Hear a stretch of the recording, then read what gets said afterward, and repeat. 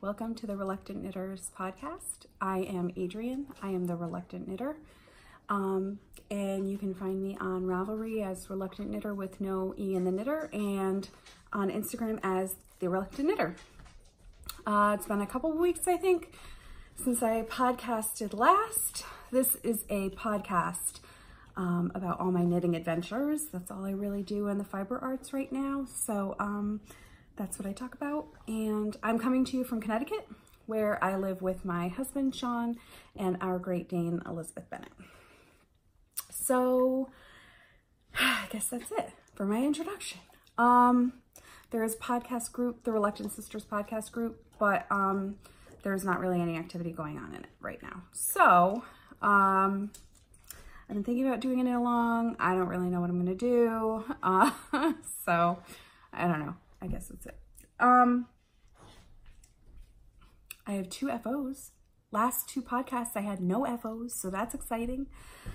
And I have a couple of whips, and I'm going to talk about what I've been watching and listening to. So, what I'm wearing, I am wearing my waffle pullover. This is by Knitting Expat Designs, designed by Mina Phillip. It was a test knit, so it has not been released yet. I knit this in a gradient kit from Knit Picks palette. I think it was in Daffodil something. Do I have it written down somewhere? I don't know. Happy Daffodil? I don't think that's what it was. But anyway, I talked about it on a couple of episodes ago. So if you really want to know exactly what it is, and it's also on my project page. Okay. FOs, I'm so excited. So I finished my husband's Nelson pullover. This is by Irina Anakiva, and he loves it, so that's really exciting. I was really nervous about it, but anyway, here it is. It has a cowl neck with a drawstring. I'm gonna cover my face now. So I knit this out of Knit Picks Swish Worsted in copper. It's 100% superwash merino wool. I have like a bunch left over. I think I have 3 50-gram balls and then whatever's left over, which is quite a bit of another one. So yeah, I don't know if I just misjudged, overjudged. I mean, I always get a little bit more than what the pattern calls for just in case, but I don't know. I don't know what happened there, but I also had a bunch left over. Well, I guess I didn't really. I could only buy it in 50-gram balls for this, and I had a bunch left over, but that doesn't mean that I mean, there's nothing wrong with the pattern or anything, or how I knit it. Yeah, so anyway, that's that. It is, it had stockinette body. Is it a twisted rib on the bottom? No, just 1x1 rib on the bottom. And it's got like a ribbed cable pattern down the sleeve and up the neck. So I don't know, I was thinking of getting a video or a picture of him wearing it. Maybe I will, I don't really know, but if it's really good. I made the largest size based on his chest circumference and the ease, but and then on one of the podcasts I was really worried about the armhole looking really big, but I guess it's just because it's a man's sweater. Oh, that's not reading that great. It looks better in real life. Ooh. So I thought the armhole was really big, but it ended up being fine.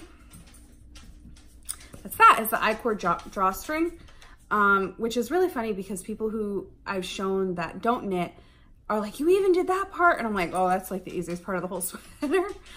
This part was really interesting. I've never done it before. So basically what you did was you knit and then you did like a purl ridge, 1 row, and then you knit and then you kept the stitches live on the needle and folded it over and then I don't want to say grafted it because it wasn't a grafting, but it was like sewing it to the back. So that was challenging.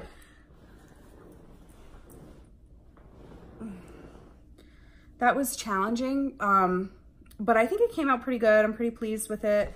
That's what the front looks like. You can't really see like where so it's pretty good. Her ball went under the thing. This is what happens. She slept all morning. And then when I go to podcast, she plays. So she disinterested. Now she's coming back for it. Hold on. That's that. I don't know if you can hear that vibrating, but that is my washer. I have like the loudest appliances on the face of the planet. The washer dryer are only 3 years old, so there's nothing wrong with it. Just vibrates. Sorry. Okay, all right, moving on to my next FO is my PB&J socks for my friend. Sorry. These, I hate like cap sleeves. I don't know if it's because I'm a little bigger, but they always get like caught under my armpit, and then it's too much information. You don't care. Okay. PB&J socks. Here they are. Okay, so the color repeats are very long. I knit this out of Premier DK colors. It's DK weight and it's 100% acrylic. And it's in the Rose Garden, I think it is, color gradient or whatever it is, self-striping. Okay, so the color repeats are very long. So when I started I don't know which one came first, but when I started them, one of them was only this far on pink, and I had asked my friend, I didn't realize how long the repeats were, so I asked my friend if she wanted them matching, and she was like, oh, no, it doesn't matter. And I was like, that means that you want it matching, which is fine, just tell me. And I had actually bought a matching skein or cake of it.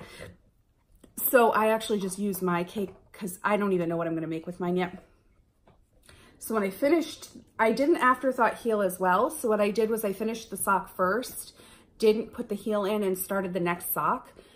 And I just started with the pink, and then when I got to the same place, I cut it and started with the white, pulled out and got to the beginning of the white and started with the white so that it would match where they would match each other.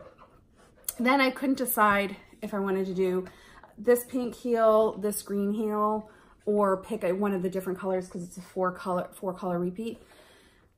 So what I decided to do was a little bit more complicated. I could have just done the heel one color, but I wanted to kind of use all the colors that were in the cake. So I just cut the stitches, you know, however long it would be, in half, and did half the heel in the dark pink and half the heel in the dark green. And I actually really like the way that they came out. It is a commercially dyed yarn, so you can see that there is like green, you know, green that came out on the white, but I don't think she'll care. I'd never knit a DK sock before, so that was fun. It is a free pattern on Ravelry, and I can't remember what size needles it called. I used the recommended needle size, and it's on my Ravelry page. All of my show notes are going to be down below, by the way. And the pattern called for an afterthought heel, so I just used the afterthought heel that was written in the pattern. So, cool. And I think they were they knit top down? They were knit top down. I'm excited, and I can't wait to give them to her. Done. Moving on to whips. So I don't have any new whips to show you. I was kind of debating on whether to cast on my Coco Cat, or what I was gonna do. Oh, sorry. I ended up not, and just working on my current whips. So my first whip is my Elton sweater by Hohi Locatelli cardigan, Elton cardigan. I've been working on this for quite a while because I kind of put it on hold to work on the test knit, and then Sean wanted his sweater, so I worked on his, and so I picked this back up. So this is fingering weight striped with mohair. And I have finished both of the sleeves.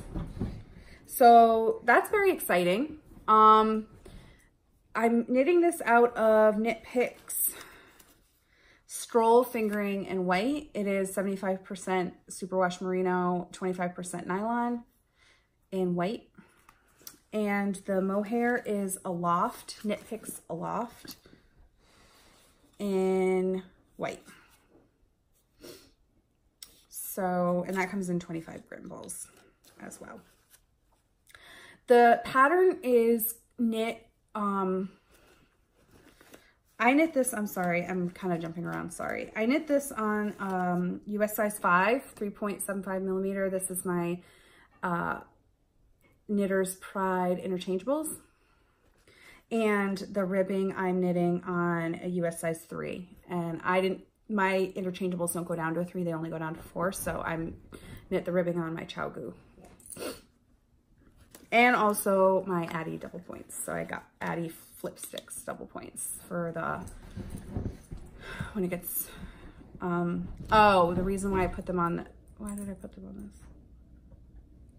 Can't remember if it was for,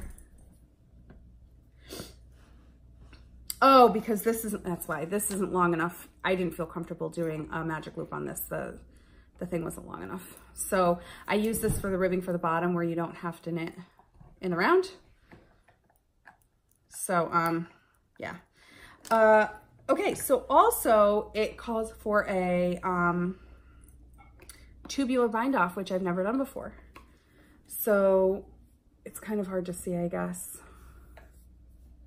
But yeah, so basically what you do with the tubular bind off is you put the knit stitches, this is a 1x1 rib, you put the knit stitches on one needle on your front needle. You use 2 circulars. You put your knit stitches on the front needle and your purl stitches on the back needle, and then you Kitchener stitch them together, which is what I did. So I wasn't really loving the way that, I heard that it comes out like a more finished look, like a more commercial look. So this is bound off in a stretchy bind off, and this is bound off in a tubular bind off. I don't know if it's because it's fingering weight or because it's a 1x1 or what, but I wasn't loving the way that it was coming out. And then I was like, well, maybe I'm not Kitchener stitching right. But I looked it up and I am, so I don't know. I do like the way I feel like it came out maybe a little bit better on the sleeve, but I don't know. So that's the first thing. Second thing is this pattern is written with like a bunch of positive E's. And I did not want that much positive ease, so I'm actually knitting a smaller size than I normally would. So I'm knitting this on a medium. Not on a medium, in a medium. So I tried it on. It obviously is a little snug, but with blocking it will come out, and I think I'll be happy with the fit of it. So now I just have the button band, and I'll have to pick out buttons. So we'll see. But I like it. And this is my first time ever knitting with mohair, so that's also fun. So my next FO I was really hoping would be, my next whip, I'm sorry, I was really hoping would be an FO by now. And it was actually. It is my dog sweater. It is the Hunter's Urban Dog Sweater by, I don't remember, Lion Brand? Did Lion Brand put it out? Free dog sweater pattern. I can try to put in a picture of it up here or wherever, what it's supposed to look like, because I modified it a little bit. So I'm knitting this out of Knit Picks. I'm like all about the Knit Picks this time, huh? Knit Picks Brava Bulky. It is just 100% acrylic. I figured for a dog, I didn't want anything that would be too nice. Okay, so I wanted it to, it has a plain, just stockinette plain back with a garter border. But I thought because the color is just so, it's plain, I thought it might be a little boring. It's not like a speckled or a variegated or anything like that. So I wanted to do something a little more interesting. So what I did was I put a cabled, you know, a cable down the middle. And this is from another pattern that I have. And I just took the pattern from that. Okay, so in doing that, however, it made the width narrower. Which I kind of figured it would, but my dog is also very narrow, so I didn't think it would make that big of a difference. And actually on her hips, on her back and her hips, this actually is fine. It's wide enough. It's because she's a Great Dane and her chest is so deep, it's when it comes to the chest, it doesn't come down far enough and it looks kind of silly. So that's a bummer. I blocked it. And then I didn't do a gauge swatch because it's a dog sweater. It literally just has 2 pieces sewn at the neck. So it's not like it needs to fit around an arm or anything like that. So I didn't do a gauge swatch. So after I blocked it, I did check gauge on it. And I got the recommended gauge for the pattern with the recommended needle size, which is a US size 9. So what I'm gonna do is I'm gonna tear it out.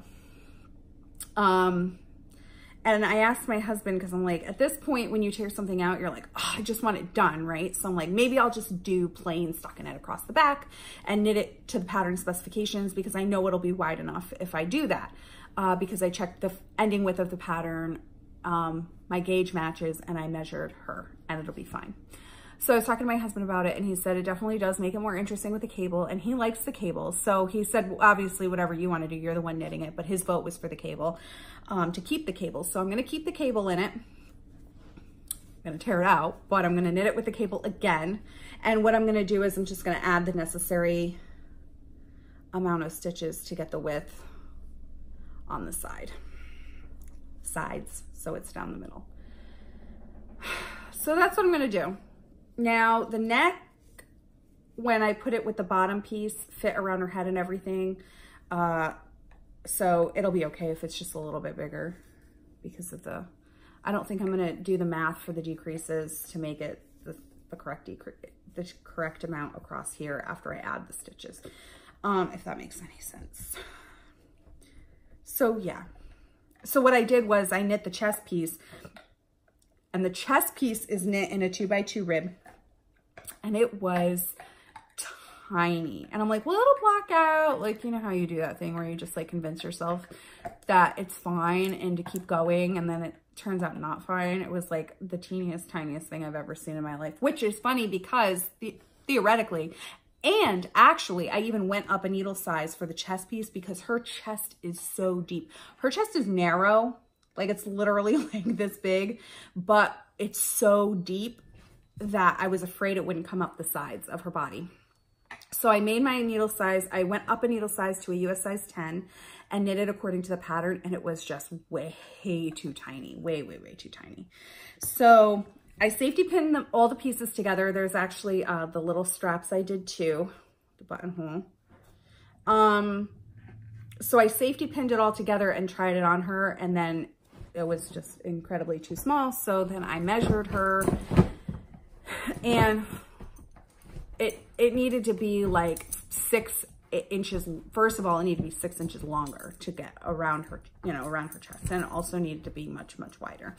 So I ripped it out and I added on stitches. So this is how far I am on the chest piece. I think I'm at 18 inches long and it needs to be 21 inches long. So I only have 3 more inches to go, which will go fast because it's bulky.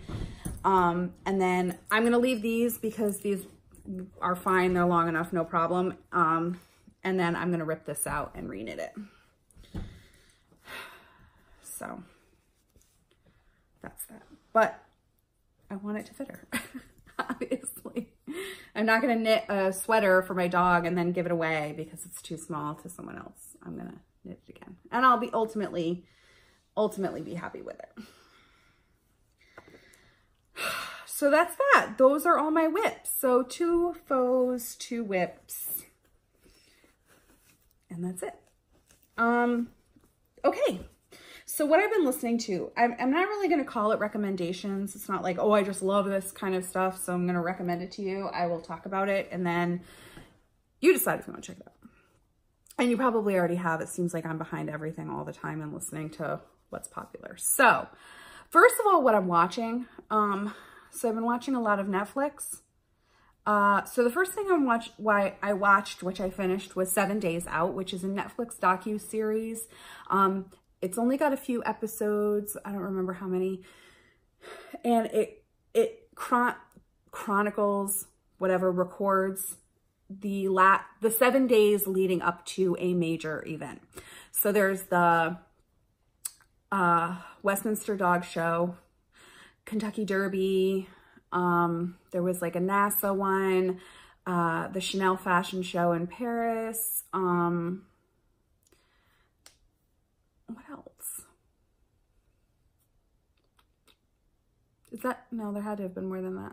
But anyway, so it was really cool, actually. There's a lot that goes into the last week before a major event, so that was pretty cool. The Westminster one was obviously my favorite one because I love dogs, and the breeders that I got my dog from show their Danes, and my dog's father, the sire, actually went to Westminster one year. So that's pretty cool. But so it was cool. It was interesting. Each episode is different, so that's kind of fun. You can just watch whatever you're interested in, so that's cool. I didn't really love the Kentucky Derby one just because I feel like I don't really love racing horses. It kind of makes me feel bad for the horse. And then it was just the last one where Justify won. Justify was the horse that won the Triple Crown. And the Kentucky Derby was like a total washout. So they were like running in the mud and, you know, that kind of thing. But it was very interesting for sure. And then the second thing that I watched on Netflix was a true crime documentary called The Innocent Man, which was based off of, not based off of, it's a true story, but based off the book by John Grisham, The Innocent Man, which is his only nonfiction book that he's ever written. So it's all about these two murders in Ada, Oklahoma that happened around the same time and very, very close to one another. And they both had two suspects in each murder, and they were both wrongful convictions. One of them, the people that were convicted were released and they did get the real killer. And then one of them, the people that were convicted are still in prison. So I liked it. It's only 6 episodes long, so it's a very short one. You can binge watch it in a day. It took me forever because it freaked me out. I mean, I don't know if it's like the camera angles or the reenactments they did or the music or the actual video they have of the confessions. It's like freaky. It's really freaky. And one of the murders, one was like a kidnapping and they didn't find the body until way later. And then one of them was, the woman was murdered in her home, and it was pretty graphic. I don't know if I want to say graphic, but the language was kind of graphic as far as describing what happened to her. And I think anything that happens like in the past, so this was in the early 80s, anything that happens in the past, I don't know why it freaks me out. It's like seeing like the old cars or the way they were, I don't know what it is, but it's like creepier to me than something that happened recently. I don't know. So it took me a really long time to get through it because I could only watch it in really small increments, and I could only watch it in the daylight because it freaked me out. I mean, if you like to be freaked out, maybe you won't find it creepy. Maybe I'm just like a real wimp. But yeah, 2 thumbs up, I guess though. One thing that I didn't like about it, however, is that I didn't really feel like the crimes were really connected, other than they were in the same area around the same time. I mean, they weren't connected. Do you gotta go outside? Do you gotta go potty? You're gonna bark if I put you out there. So it felt like, and that there were wrongful convictions, which I guess is connection enough for some people, but it just really wasn't as connected as, I don't know, it's not like the same suspects, or they knew each other, they didn't even know each other, like, I don't know.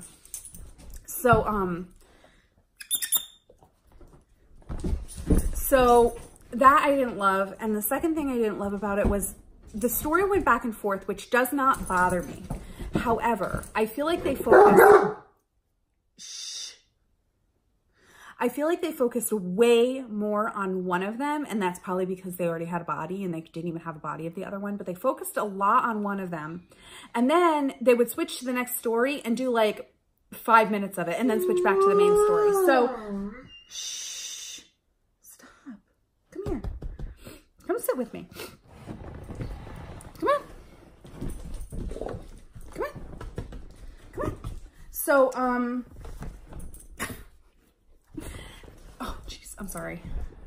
I'm right here. I'm right here, Liz. Stop. So,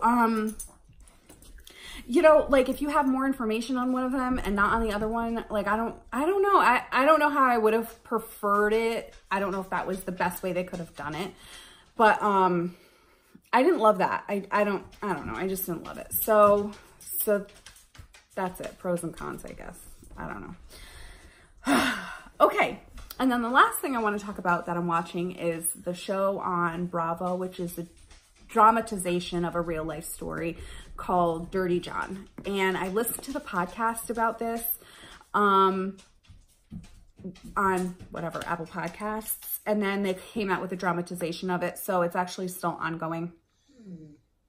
Just gonna let her out. So I don't know how many episodes it's supposed to be or it's going to be, and I don't even really remember what episode I'm on. Am I on episode 6? I'm not sure. But anyway, so it's a real life story about, I guess it's about the guy. His name is Dirty John. But a woman, they meet online, I think, on an online dating app, and then it's like a whirlwind relationship. They actually get married like only after a couple of months, and he's like a con artist basically, and he has like violent tendencies and drug problem, and so it's kind of all about like how he like duped her and that kind of thing. Okay, so I liked the podcast when I listened to it, so I'm watching the dramatization of it, and it has what's her name? I'm like, I can see her face. She's from Nashville. She was in Nashville. And Connie something? I don't know.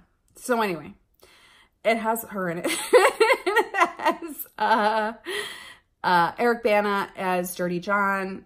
He does a pretty good job of being like a total creepo. And very charismatic, actually, because he obviously had to be charismatic to get this girl, right? So, like really trying to think of her name. Britton? Connie Britton? Anyway, so he's very charismatic. Eric Bana does a really good job of being equally as charismatic, as creepy, and violent.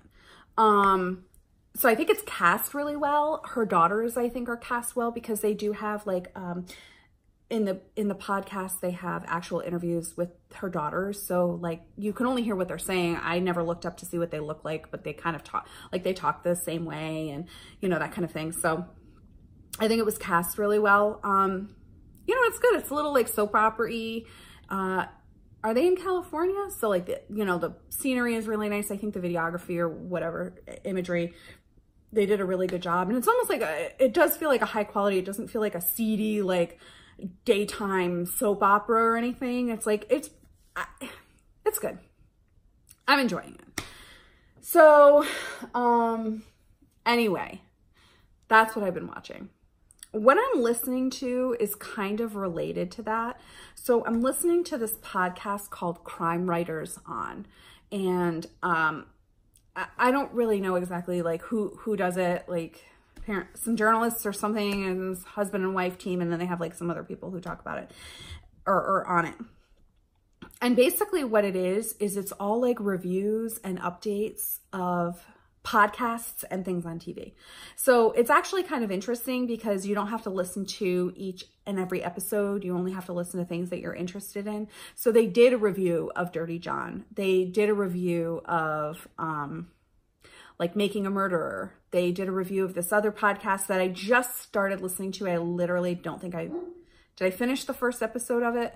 It's called Cold, and it's about that guy who his wife disappeared in Utah, and then he killed himself and his 2 boys. in a house fire or house explosion or something. So I just listened to one episode, I think, so I'm not really prepared to talk about whether or not I like it, but they reviewed that. So it's kind of cool. They reviewed The Innocent Man. So it's kind of cool if you're interested in seeing something or listening to something. It's interesting to hear their take on it. There's a little bit of language in it, which I don't love. I don't love when people just like swear for the sake of swearing. And I don't know. I don't think it's like terribly professional. I don't know. Maybe I'm being picky and maybe I'm being a brat, but they're funny and I like them. And it's not overly like, it's not like they swear every other word or anything, but it's kind of cool to listen to. Oh, they reviewed the podcast that I talked about a couple of episodes ago about Believed, the Larry Nassar case. They reviewed that. So it's actually really interesting, and it's cool to like listen to a review of something before you watch it or listen to it. So Crime Writers On, and I got that on Apple Podcast. My dog is back. Okay. And then another thing, the second thing I'm listening to is an audiobook. It's called The Polygamist's Daughter. It is a memoir by a girl named Lebaron, and she is the daughter of Lebaron, who is a notorious polygamist cultist, I guess, and had some people murdered and ordered hits on people. And so it's kind of all about her life. I guess she escaped when I'm not that far into it. But according to the little blurb, she escaped when she was 13 years old. So the part of the book that I'm at, she's still living the polygamous life. She lived in Mexico for not forever, but in a little girl's life, a few years. So yeah, it's read by the author, which, I like, and, I like the way that she reads it.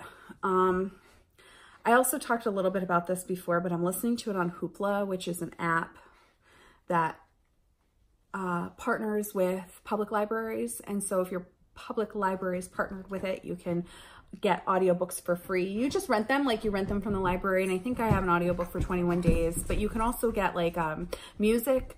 So I actually got the soundtrack for A Wrinkle in Time, which I talked about before, not liking the movie, but the music was really good. And I think I got that for like 7 days, which is kind of cool. Sometimes that's just enough to know whether or not it's a song or an album you're going to listen to for a long period of time, or you just want to listen to it for a little bit. You can also download for free, rent for free, TV series and movies. So I haven't done that yet, but that's cool.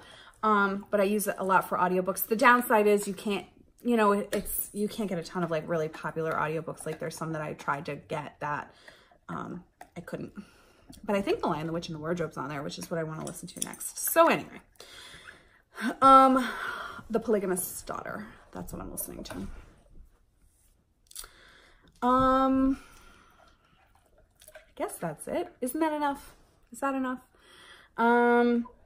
So yeah, my husband had a week off last week. That's why I didn't podcast last week. I was actually going to, but he was home.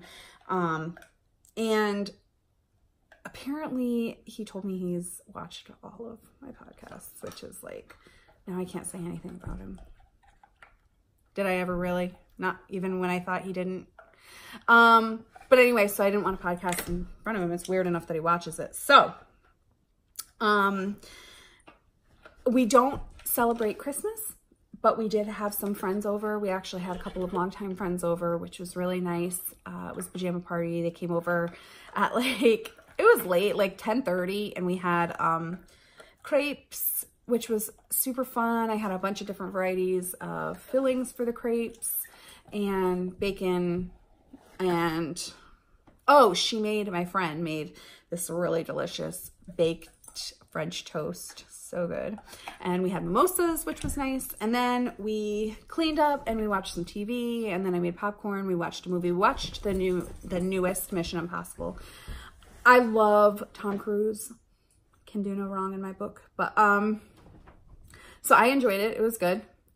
Cool action movie. And then we made lasagna. We actually just got a frozen lasagna from a local place. They do like takeout only and catering.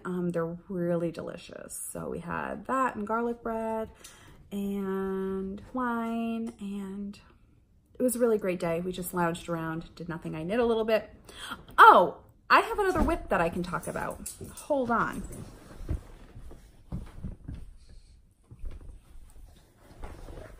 So the reason why I hadn't talked about this whip in a long time is because it's been languishing / hibernating. They're a pair of socks for my husband. So I have one done. It needs a heel. That's my waist yarn for my afterthought heel. And then I got up to, I can't remember where I was, but during the movie, I put my waist yarn in and knit this much. So I have quite a bit longer to go on this. I'm knitting these on my Addie Sock Rockets, US size 1. It's been a long time since I knit socks, y'all. So anyway, and this is the Regia or Regia. I don't know how people like to say it. And 6 ply, color number 02794. And what is this? 75% wool, 75% wool, 25% nylon. Made in Romania. So yeah, so the reason why I hadn't knit on this for a little while is because this yarn is kind of tough. I typically knit my vanilla socks 2 at a time, toe up, magic loop. That's how I do it.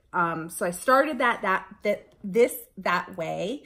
And I don't know if the cord, I mean, it's a 40-inch cord, 100-centimeter cord. So I'm not really sure what, but maybe it's because they're men's socks. And this is 72 stitches.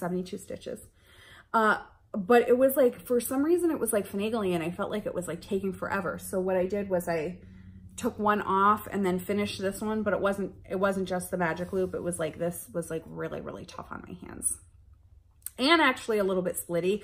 So I felt when I was watching the movie, once it started to get, we turned all the lights off, but it was still a little lighter outside. The sun hadn't gone down quite yet. And then the sun went down and it was really kind of dark. And it was really tough. I was splitting stitches left and right. Also, I didn't even knit the leg as long as I normally do. Normally the leg is as long as the foot. I just couldn't. I'm like, I have to stop. This is crazy. So anyway, that's that. Speaking of socks though, I kind of had a thought about like a little bit more content for my YouTube channel. And what I was thinking of doing was, let me know what you think. Hardly anybody ever comments on my videos anyway, but whatever. Let me know what you think. I was thinking of not doing a tutorial, not doing a sock knitting tutorial, but doing like a fun thing, like knit a pair of socks with me. So what I was going to do is film literally knitting my socks from start to finish. Now, I know that it would be like hours and hours and hours of knitting. So, what I was going to do is just kind of knit the toe with me, how I do. I prefer rounded toe, how I do 2 at a time, toe up, rounded toe, magic loop, and then obviously speeding the video up, putting in waist yarn for an afterthought heel, or maybe doing a short row heel. I'm not really sure. Speeding up, doing leg, doing the cuff, like, but kind of just like a fun video, knit a pair of socks with me. So if you've never knit a pair of socks before, or you've never knit them 2 at a time, never knit the magic loop, never knit them toe up, any of those things, it would kind of be fun to knit a pair of socks together. Now, that being said, vanilla socks are, I don't want to say they're boring, but they're not interesting. So then I was thinking of looking for a free sock pattern online or on Ravelry, and then we could knit that pair of socks together. That way it'd be a little bit more interesting with a little design on it or something like that. So my next pairs of socks that I want to knit are both self-striping, one for my husband, one for me, which I also think I'm going to do like my socks, because I do like just a standard 64-inch, you know, instead of like a men's sock. And I have like a kind of average foot 8. So, I don't know. So anyway, the 2 that I want to knit are self-striping, which I actually like vanilla self-striping. However, there are a couple of patterns for self-striping yarn that make it just a little bit that more interesting. I do also actually have another 2 skeins of sock yarn that are not self-striping that I could use if I wanted to do a little bit more intricate pattern. So that being said, let me know if that's something that you guys are interested in. It's something I've been thinking about for a while and I haven't talked myself out of yet. So I think it is something that I'm definitely going to do. But just let me know if there's like a sock pattern that you like or a sock pattern that you'd want to knit, that you're planning on knitting that's free, because I obviously don't want to do something online that with any type of explanation that is paid for. So let me know. Also, I really like Afterthought heel, but the Afterthought heel that I knit is a paid for Afterthought heel. It is the Smooth Operator Socks by Susan B. Anderson. So I don't want to do that. I'm sure there are plenty of free Afterthought heel tutorials, but I can't decide if I want to do an Afterthought heel or if I want to do a short row heel. I guess if I pick a free pattern, if I don't do just a vanilla sock, I can do whatever heel is recommended in the pattern. And if it's something I've never done before, then we could do it together. So that's just something I've been thinking about doing. And it's obviously something that would take a little while to do. It's not something I'm going to do in installments. I'm not going to do like the toe video and upload it, and then the foot video and upload it. So it's going to be something that's going to take a little while. So I guess we wouldn't really be knitting it totally together. It would just be a sock knitting from start to finish. So yeah. So I guess, I don't know. Questions and comments down below about that. I guess that's it. I guess that's all I have to say. It is a beautiful day outside. I think it's going to be close to 50 degrees Fahrenheit for January. That's kind of crazy. The sun is out, but the wind is definitely going to pick up. So my husband actually, today's New Year's Day. It's January 1st, 2019. It's a Tuesday. So my husband actually went into work for just a little bit. He gets holiday pay today, so if he goes in, then he gets extra money. But so he only went in for like half a day. He's actually on his way home right now. And he wanted to take the dog for a walk, which would be really nice in January with such nice weather. However, the wind is supposed to be crazy. Like they're talking about like down trees and power lines. So, but I don't know exactly when that's supposed to start. I don't really want to be out in 50-mile-an-hour winds, but so we'll see. Anyway, thanks so much for watching. I didn't say welcome new subscribers, new viewers. Thank you so much for coming to check me out. I hope you really liked it. Returning viewers, thanks so much for your ongoing support. I really, really appreciate it. And like my video and subscribe and comment some questions down below. And I will see you guys next time. Bye.